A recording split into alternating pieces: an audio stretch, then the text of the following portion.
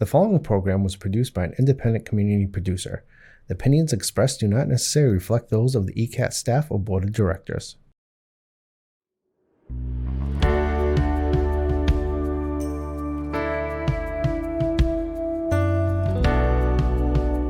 Giving a voice to the voiceless, pulling stories out of the shadows and putting them under the spotlight, making sure that each person is valued and cared for. This is Humanity First with Peter Evers, presented by BAMSI. Hi, everybody, and welcome to another edition of Humanity First. It is the first one of 2024, and we have a special treat in store for us. In a few minutes, we're going to be interviewing Chief Justice John Broderick, who is somebody that I've worked with over the last 7 or so years, who has done some incredible work with kids and raising the conversation around mental health and normalizing some of the conversations that over the years have been very difficult to have and people have been very reticent about speaking about. We're changing the face of mental health in our country. It's happening. It's not happening quickly enough, but John is going to really speak about how he has gone about that in the last 7 years or so. It's also been an interesting week in terms of public figures speaking out and talking about their struggles with mental illness. Meet the Press, and you can see this if you Google it, and Meet the Press, Senator John Fetterman spoke so openly in a 46-minute interview this week, which was just really amazing. He is an incredibly brave person. This is somebody who has struggled with mental illness, with depression, a good deal of his life. He'd also had a stroke, and he was in a very competitive race in the last election, running as a Democrat in Pennsylvania. And despite all of those things, he prevailed and he won. And he spent some time hospitalized recently for another bout of depression. And he talks openly about that struggle. But he also talks about his recovery and his process of moving on and managing his own life. And if you get the chance to have a look at that, please do, because it is incredibly moving, and it puts this particular medical issue in perspective, that it is possible to recover and it is possible to work even in rarefied environments like that. So coming up next, Chief Justice John Broderick. We'll be right back. Giving a voice to the voiceless, pulling stories out of the shadows and putting them under the spotlight, making sure that each person is valued and cared for. This is Humanity First with Peter Evers, presented by BAMSI. Welcome back, everybody, to Humanity First. And as promised in the first section, we have a very, very special guest with us today, and somebody that I know very well and have had a friendship and a working relationship with for, I would say, the past 7 years or so. And that is, as I mentioned, Chief Justice John Broderick. John, welcome to the show. It's so lovely to have you on. Peter, thank you. It's great to be with you. I mean that. Well, thanks. And I know your time is very precious and you're doing so many things these days. But, I thought it would be good for us to talk a little bit about some of the work that you have done over the past 7 years.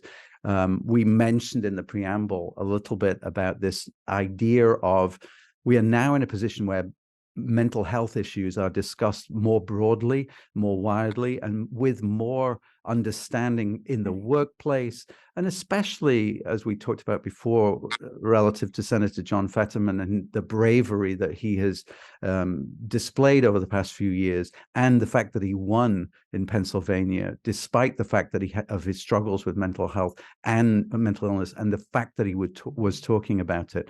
But your journey is a fascinating one. As many people know, you were the Chief Justice of the court in New Hampshire for many, many years. And when you and I met, you had an idea. Can you talk about that a little bit? Sure. I wish I could claim total credit for it, Peter. I'm a baby boomer, so I grew up in a world where no one talked about mental health. The idea that has captivated my life for the last 7 years was a product of a psychologist in Maryland, Barbara Van Dalen, who wanted people to know the 5 most common signs of a mental health problem, as well as they now know the signs of a heart attack or stroke. And because I had not recognized mental health problems in one of my own children, for which my family and he especially paid a high price. I was drawn to that campaign. You were one of the people that got me engaged in it. I'm always grateful for that. Uh, and it has allowed me for the last 7.5 years now to travel all over New England with the support of Dartmouth Health, speaking to 115 or 120,000 kids in 360 gyms and auditoriums. Uh, and it has opened my eyes, Peter. And this generation of young people are really extraordinary. I love them. They are something that is to behold. But a lot of them are suffering from anxiety and depression at a level that I don't remember, certainly. And after I talked about my own family and my own mistakes and the success we've had, uh, young people have lined up to talk to this grandfather they've never met. And they open up about their own lives. And so I think for the last 7+ years, I have done what no one on earth has ever done, not because I'm special, but because I wasn't very smart about it. I'm much smarter now. And so I've learned a lot about this generation. And I've also learned what we, the adults, should be doing, because that's pretty important too. Yeah, I mean, I think that is. We talked about this a little bit last night, didn't we? About what is the defining thing about this generation, and the wonderful thing is the acceptance of other people's lifestyles. We had this conversation about when single-sex marriage was actually made legal in the state of Massachusetts, and the big kerfuffle, if you like, that happened then. Now you have a conversation with somebody with a child that's in school now, and they will say, "So what? Why is this an issue?" And I think as parents should be proud of that. But as parents should be listening to their children, right? And listening to what are the stresses that bring on anxiety. We know that anxiety is diagnosed in children now 4 or 5 times what it was 25 years ago. And you've really discovered that, haven't you? I have, Peter. I've looked at the stats, and I wouldn't have believed them, but I believe them now because I've hugged the statistics. Those statistics have faces to me now. Uh, I think this generation is so smart and worldly wise, and they are the least judgmental generation in the history of the country, and I love them for that. They want to talk about mental health in a way that no prior generation ever did. The problem they have is that oftentimes the adults in their life, who they desperately don't want to disappoint, they're not comfortable telling them. They won't tell their parents.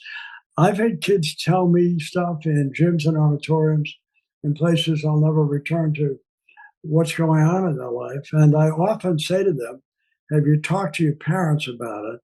And almost to a person, they will say, oh, I'd never tell my parents. That's what we need to change. Right. And the kids are ready for it, the adults, not so much.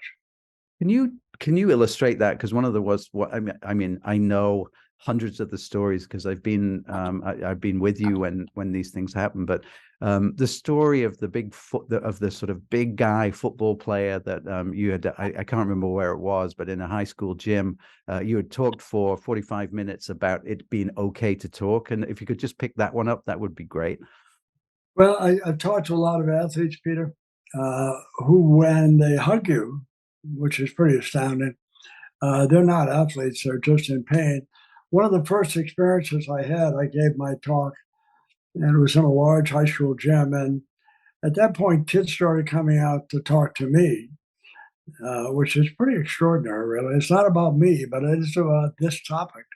And when someone my age gives you permission to talk about mental health, they take it. Anyway, this young man came out. He looked like Rob Gronkowski. He was so big. And he had long hair, a baseball cap on backwards. My first thought as I was standing in the middle of the gym floor as he approached was, I hope I haven't upset this guy. And he came over to me, and he got about a foot from my face, this kid I'd never met, and his eyes were wet. And he said, can I ask you a favor? I said, sure, what? He said, can I give you a hug? And I said, you're 6'3". Of course you can give me a hug. And he almost broke me in two. And then when he released me, he was crying. And he said, can I tell you my story? And so he told me, and I said to him, "You may be the bravest guy I'm going to meet in my whole life. Have you told your parents?" "Oh, no," he said, "I could never tell my parents." That's what I see and hug and hear. And mental illness has come a long way, Peter. People like you, thank God, have made a huge difference. I mean that. You're one of my heroes. But it's not the professionals who aren't doing their job. It's the rest of us who are not attentive to what's happening. And so that I don't seem righteous when I say that, I would have been one of those people. I didn't see it in my own family. So I see it now. And much of what I'm seeing and hugging can be aided substantially by awareness and no judgment. The reason young people line up, and they do, to share and hug me is they know I won't judge them or shame them or blame them. Doesn't take much more than that. And I wish every parent could be with me in those gyms. It's not about me, it's about this. And those kids are smart and they know that I'm there for them and I'm present and vulnerable to them because I share my own family's journey. And when you do that, kids return that favor every single time.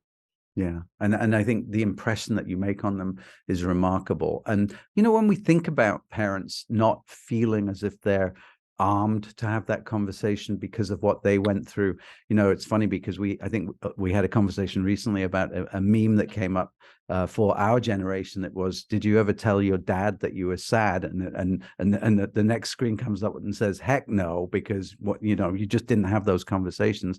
So, you know, we shouldn't be too hard on parents, right? Because there's no really, there hasn't been a script for this, and what you're doing, I think, is giving a script both to parents and to children to be able to have that conversation. And you know, our children now are so much more capable of saying, "I need help." It's really not that unusual to hear a kid say, "Well, my therapist says." In the same way, perhaps, you know, 25 years ago, they would say, well, my coach says. And that, I think, that is emblematic of the work that you have been doing over the past 7.5 years. And New England is very fortunate to have you. Just sort of on that theme, you are going to have an open letter to parents that is going to be published in, I think, Seacoast newspaper this Sunday. Talk a little bit about what that message is.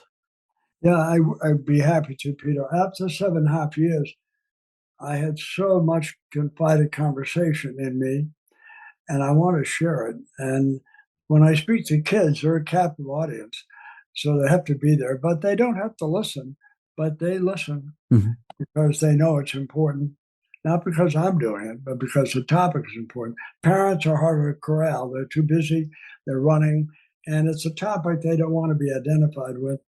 So as I'm winding down, I'm still speaking wherever I'm invited, but I thought it'd be nice to put down not my thoughts, but the wisdom of kids, what they've taught me. And so I wrote the piece. It'll be published on Sunday. And frankly, not that I'm all knowing, but it's not just a New Hampshire centric letter. We publish in any newspaper in America. Kids are kids, parents are parents. But I wanted them to know what I've hugged and seen and experienced.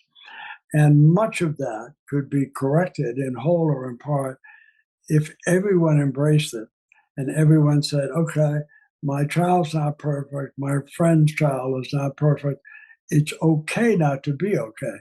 It's just no longer okay to pretend you're okay. And if we could all get to that place, we could solve a lot of these problems. Too many young people, Peter, from my conversations, are afraid of failing, whatever that means to them. They're afraid of decisions. They're afraid of disappointing their parents. We are over-organizing, over-stressing, over-competing kids. I'll tell you just a real quick story. I went to Nantucket Island a couple of years ago in the fall, and you have credibility if you go to Nantucket in November, because they say no other reason to be here. So I spoke to kids 5th through 8th grade. I can't get this out of my head. Behind their school, it was a beautiful morning. I said, how many of you, if I could offer you an 89 on your next test, You don't have to study. You get an 89. Or I could offer you a 90, but you would have to study all night long. How many of you would study all night long? I know what I would have answered. And when I asked the question, every single hand went up. They would study all night long, 5th through 8th grade, to get 1 point that nobody will ever know or care about. And then when my hands went down, this boy raised his. He was a 7th grader. He said, "Can I ask you a question?" I said, "Sure. What is it?"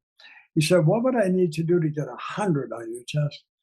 And I thought, "You should go to the beach. You're on Nantucket Island." I would have been at the beach. Not this generation. They are driven usually by someone else's dream. And they are chasing success, building resumes. It wasn't my childhood. And most of the people who listen to this, it wasn't theirs either. Why is that happening? And what can we do about it? I think we can do a lot, but not if we don't talk about it.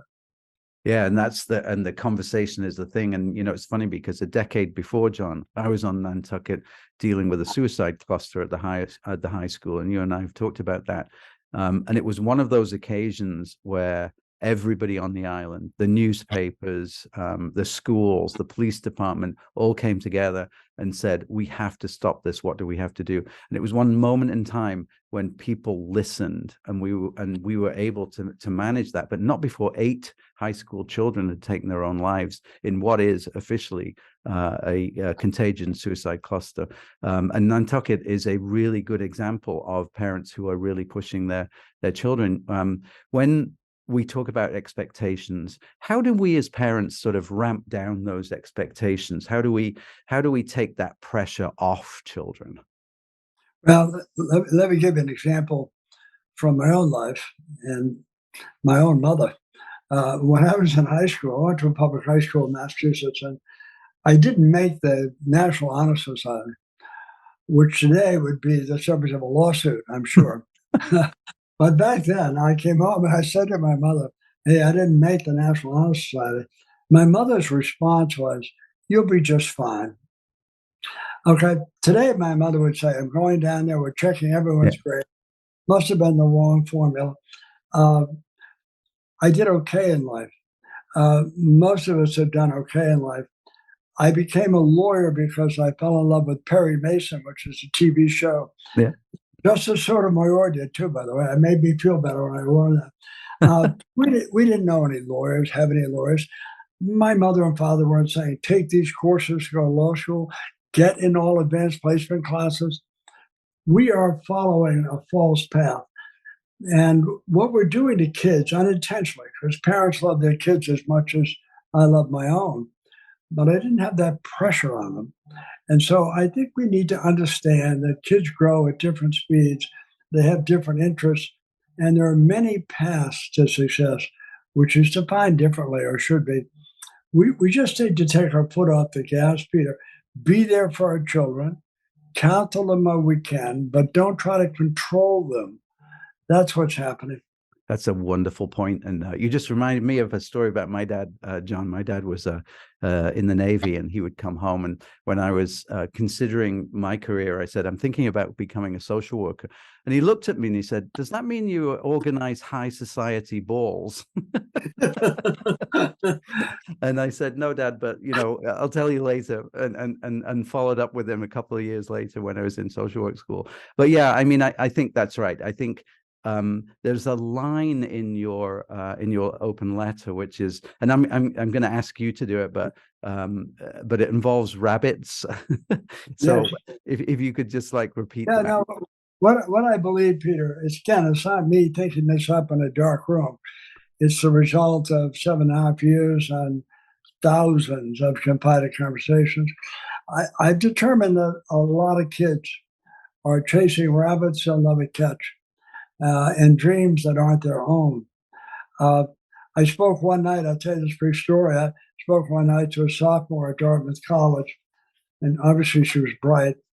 And I said to her, what really motivates you in life? And she said, "What motivates me?" I said, "Yeah, what really gets you up and going every day?" She said, "You mean my hobbies?" I said, "No, no, no. What really matters to you in life?" She said, "Oh, okay. What matters to me is helping other people." And I said to her, "That's very noble. What are you doing this summer?" She's between her sophomore and junior years. She said, "I'm doing an internship at an investment bank on Wall Street." And I thought, maybe you meant helping rich people. I'm not sure. It was very clear to me, Peter, that was not her dream. Right. Right. And she was doing it for a lot of external reasons, but not because she wanted to. Right. I never had to have that conversation with my parents. They loved me and cared about me, but they also trusted me to find my way. And I think a lot of young people are being sheltered. I think we're so concerned about their safety and success, we're not willing to let them risk failure. And from that comes a lot of independence. If you try and fail, you learn something. We don't want kids to fail, even in a small way. Right. It's having an impact, Peter. Yeah, and we have a thing we talk about which is called the dignity of risk, and that is allowing people to find their own failure, to find their own way. And if you ask any human being, what did you learn more from when you succeeded or when you failed? 100% of those people are going to say, actually, it was when I failed, because this is what I learned on my own. And it's Peter, when I was growing up, my mother would have been, if you looked up overprotective mother in the dictionary, her picture would have been there. Now, looking back to my overprotective mother, she seems marginally neglectful by today's standards. And I thought she was fabulous, but she let me breathe, and she let me choose. And she supported me when I failed. She didn't try to block the road so I could never fail. Yeah, yeah. John, this has been, obviously you and I could talk for hours, and we have done for so many years, but we have a couple of minutes left. But I just wanted to touch on the interview with Senator Fetterman this week, and just briefly, because you have been a well-known public figure who has stepped out of the shadows and told their story. I think it's really important that more and more people in successful positions, like for instance, when you and I actually brought a Lincoln scholar to New Hampshire law to talk about his struggle with mental illness, and it was so powerful to hear that somebody who really forged America also struggled with his demons as well. I mean, do you see that as important, that public figures are making that kind of statement? I think it's extraordinarily important, Peter. Senator Fetterman, I saw that interview, and very courageous to do that, especially when you're in his position. And people listen to you when they detect honesty and vulnerability. So anytime someone in public life or important in community life speaks out, in my own case, I'm no John Fetterman, but my family went through a very public time here with mental health while I was on the Supreme Court. I wouldn't have wished on another living soul. But for Bill Gunn, who you know well, a psychologist, and you, Peter Evers, I probably wouldn't have stepped out either. But I did that, and I started talking about my own family struggles, what I didn't see, what I wished I had known. And it sent me on a 7.5-year journey. And it has been the most important work of my whole life. And anytime a child confides in a stranger like me, because I've been honest, it lets you see the impact it can have on other lives. Yeah. And so I think what Senator Fetterman is doing, what Michael Phelps has done, what Simone Biles has done, it's all important. Things are changing, Peter, not quickly enough for my taste, but the mainstay, by the way, of all of this, and I mean this sincerely, are people like you. I always wondered how valuable people were that did what you did. I don't wonder that anymore. I wonder why we don't have more of you, and I think I know why too. But we as a community need to recognize this is an everywhere, everyday problem. It affects 1 in 5 people, and most of it is treatable. Absolutely. Chief Justice John Broderick, I really appreciate you coming on, and your actions have absolutely improved the environment that children are growing up in New England. There is no doubt about that. You should be incredibly proud of the work you've done, and I am incredibly proud to be associated with a tiny piece of that. So let's have one request. If you could make me 30 years younger, I could do it longer. that one might be out of my hands. And by the way, if I had that, I'd do it for myself. Anyway, no, always fun to be with you, and thanks for what you do every day. I mean that, Peter. Well, thank you so much, and thank you for coming on the show, John, and take care. Goodbye, everybody.